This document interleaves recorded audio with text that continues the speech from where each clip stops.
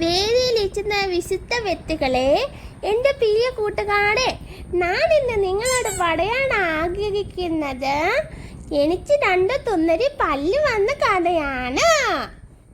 നിങ്ങൾ അറിഞ്ഞോ? എനിക്ക് തുന്നരി പല്ല് വന്നു. ഞാൻ കാണിച്ചു തരികയില്ല. ഞാൻ കാണിച്ചേല. കണ്ടോ, നാക്ക് കൊണ്ട് ഞാൻ മറച്ചു വെച്ചേക്കുവാണ്. ഞാൻ ആരും കാണിച്ചു തരികയില്ല.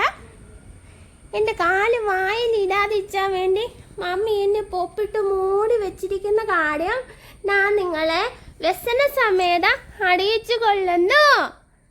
ആണ്ട് എൻ്റെ കളിപ്പാട്ട് എൻ്റെ മേത്ത് മടിഞ്ഞു വീണു. കാണിച്ച് തടിയാണെന്ന് പറഞ്ഞ് ഞാൻ കാണിച്ച് തടിയേലെന്നേ. കണ്ടോ കണ്ടോ എൻ്റെ തുന്നതി പല്ല? ആരെങ്കിലും കണ്ടോ?